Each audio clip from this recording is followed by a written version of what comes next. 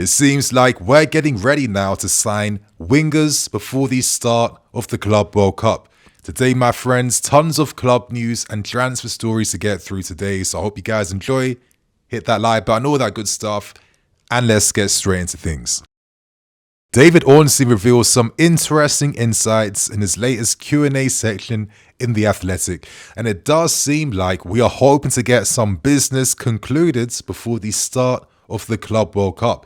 Now, if you guys were unaware, obviously the Club World Cup is taking place later this summer, which means that the window is set to open up before the start of the tournament. So there is a big opportunity to add some reinforcements, hopefully some quality in time for what's set to be a really exciting and hard-fought competition later this summer. So far, we've signed Amadou from Strasbourg, we've added Asugo as well from Sporting Lisbon. Of course, Kenda comes the following year, but Ornstein reveals that it seems like we hope to get some attacking reinforcements in time for the start of the tournament, and that probably makes the most sense at the moment, right? He reveals that he expects to see us signing a starting quality winger. This means that we hope to sign a big name. He also reveals that he expects us to sign another younger potential winger. Could this maybe allude to the fact that Jadon Sancho is set to leave us? As we know, Mudryk, the future around him is still not clarified right now. And if Sancho and Mudryk aren't about, then we clearly have to go back into the market yet again. Ornstein still reveals that signing a number 9 is the key priority this window. And the names he reiterated yet again are Benjamin Sesko, Liam Delap. But for myself, the main reason as to why we haven't clarified that key number 1 guy just yet is simply due to not knowing how far our budget can stretch. Because if we secure Champions League football in time for the summer window, the ambitions, bro, they're going up. They're going here. This means there's more funds to invest. There's a higher caliber of player that we can attract. Ideally, I would love for us to make some ridiculous, ambitious move for Isak, because if we get CO, it probably means Newcastle don't secure that. And I don't think Isak will remain there if they don't have CL football again. So things can work in our favour.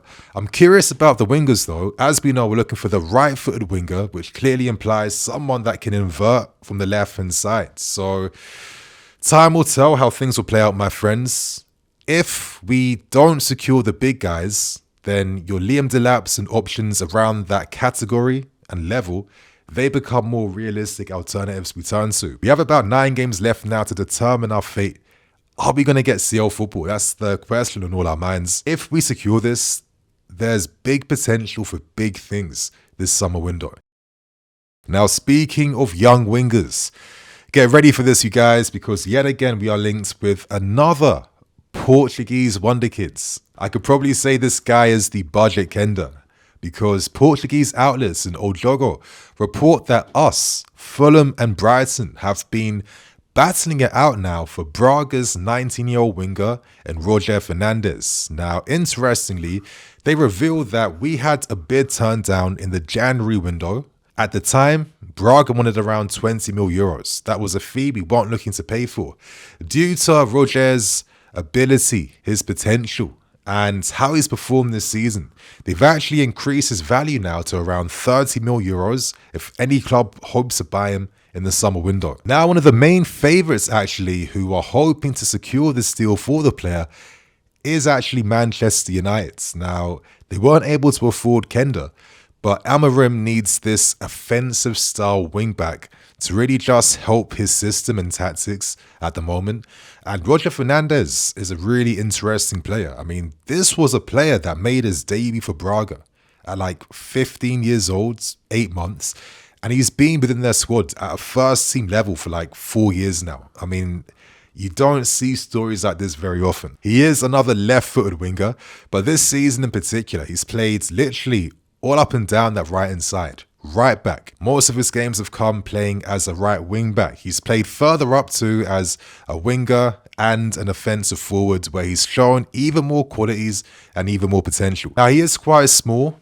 He's pretty nimble, but he's explosive. He's a very, very strong crosser of the ball. He has a great engine. He can play box to box quite easily. And this is why he can play deeper, where he has to showcase his passing qualities. It's not just about dribbling out from danger in your own half. You're trying to actively avoid putting yourself in any ridiculous situations. But playing further forward, this kid does have pretty decent attacking quality. I think about the story though, and I keep going back to the point that was made that we had a bid turned down for him in the January window.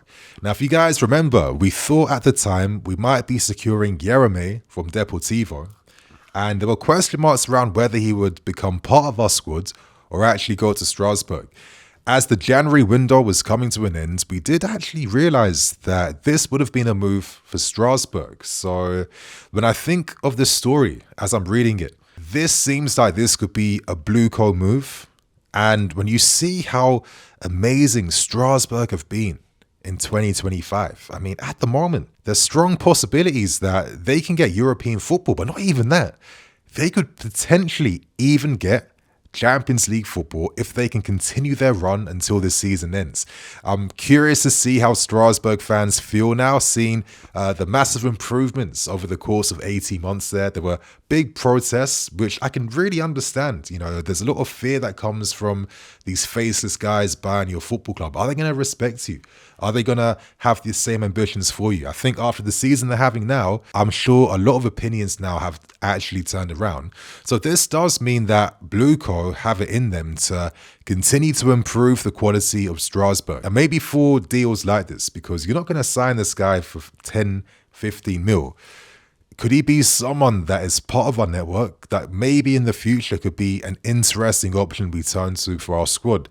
Let's see if that's the case. But I see the parallels between our efforts for Jeremy and the news that broke today that we had an offer turned down for Fernandes. So I guess this is a pretty interesting story around Blue Co. You can imagine they're going to be doing big things in the summer for Strasbourg as well. But then I'm curious because if Strasbourg and us hypothetically both get CL football, that's going to create some headaches. And I do feel like we'd have to temporarily renounce our ownership of Strasbourg for that season so both clubs can compete in the CL together. But that's a conversation for another day.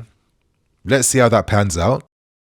And speaking of big wingers, yet again we have more reports around Juventus's Kenan Yildiz. Now, at the moment, Juventus' season is getting worse and worse. They've just sacked Motta, they've replaced him with Igor Tudor, and due to that sacking of Motta, who eventually lost the entirety of that Juventus dressing room, he's owed a sizable amount of money after his contract has been cut short.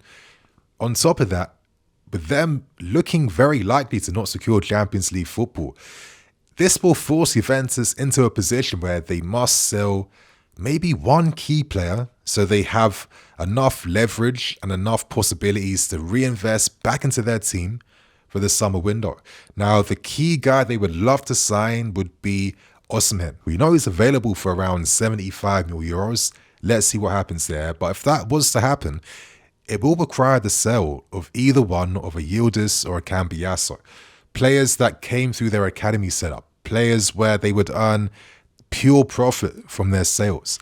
And at the moment, we get more news surrounding Yildiz's potential departure from Juventus because reports came out that Jorge Mendes, who is the agent of Yildiz, who represents the player, has confirmed to Juventus the interest coming from big clubs. Those clubs being us.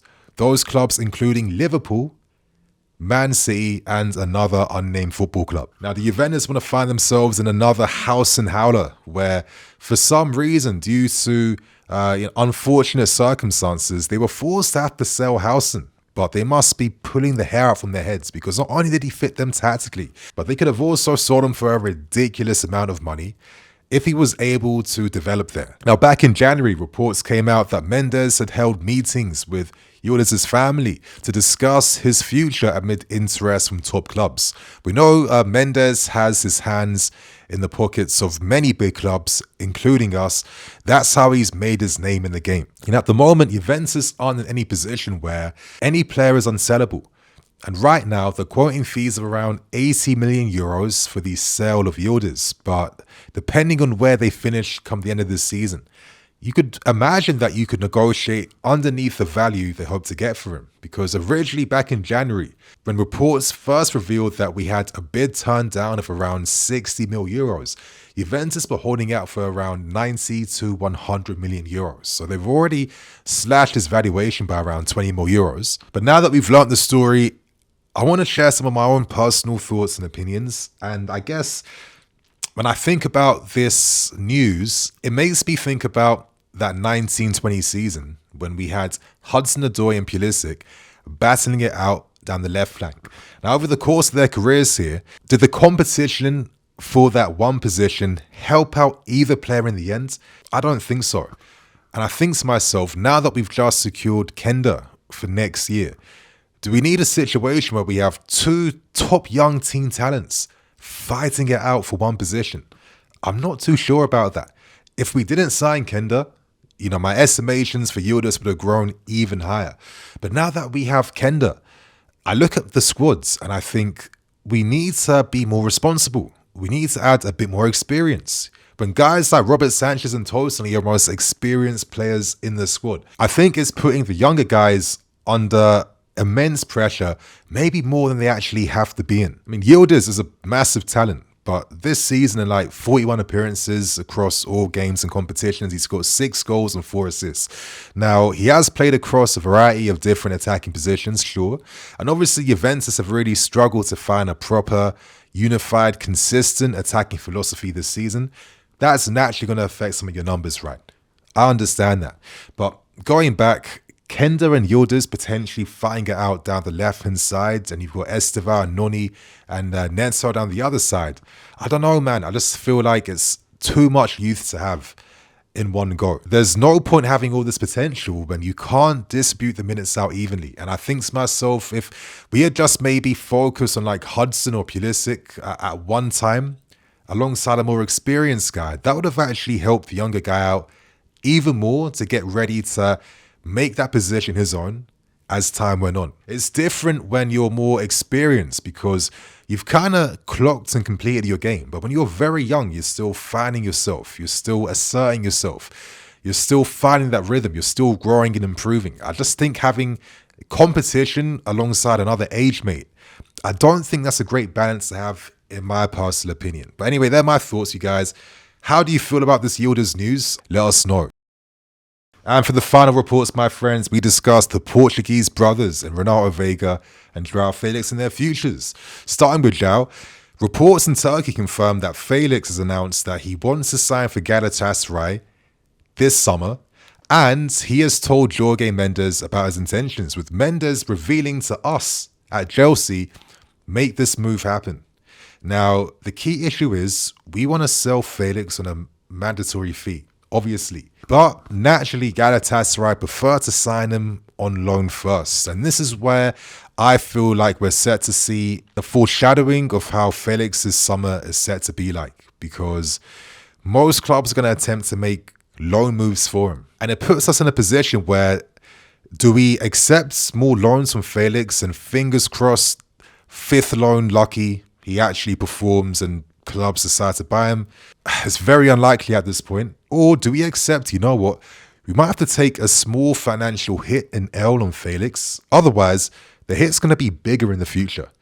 Let's keep it real. Ideally, we find a player trade that involves Felix going one way and us signing a player from an interested club that also happens to be interested in Felix. Or does he come back to the club yet again in time for the Club World Cup? And maybe it's a case of 3rd time lucky, but it feels a bit unlikely considering him and Maresca left things on a sour patch when Felix left us in January. When clubs like Galatasaray are like the next clubs on the horizon for you, it's not saying much about where Felix is in his career at this point in time. I feel like when you go to Turkey, especially at this age, you're going to become a lifestyle football player. You know, to be a millionaire in the Turkish Riviera, I mean, come on, you're living a premium lifestyle, yeah? You live in a very beautiful lifestyle. That's why many players get attracted and enamored to make moves to Turkey. It's a beautiful country. But career-wise, it's not really saying much. But at the same time, has Felix kind of exhausted like all his rankings now at the highest level? It's starting to feel like that. And moving on to Renato Veiga, Gazzetta dello Sport revealed that at this moment, Juventus are not keen on signing Veiga on a permanent deal. Instead, they're turning their attention to Feyenoord's Hancho, experience, can play left back, centre back, all that good stuff. And they're basically saying the 33 mil euros that we'd hope to sell Veiga for is a type of package they're not interested in at this point in time. It feels a bit harsh. I mean, Veiga started life really strong with Juventus. He's only come back from his injury and he's only played one game against Fiorentina. Yes, it was an embarrassing loss for Juve. Fagioli, the guy that they sold, absolutely tore them apart. And Veiga actually got subbed off around the 60th minute, which is like a pretty poor showing for his performance in that game. But equally, he just came back from injury. He played some good games in Europe, a strong game against Inter Milan. He has been involved during international break for Portugal. Are Juventus being a bit too hasty with their decision-making on Veiga? Let's see how the season ends. Could they potentially change their minds? Still, if anything, if Veiga does not have a future with us, I guess we're set to make a nice little profit from his sale. We've only bought him for like a very affordable fee. Asking for 33 mil euros essentially doubles what you paid for him. Other clubs showed interest, your Wolves, your Bournemouths, and many others. Could they come back in for him? Because at the moment, man, I just don't know what the future holds for him. We've signed Amadou.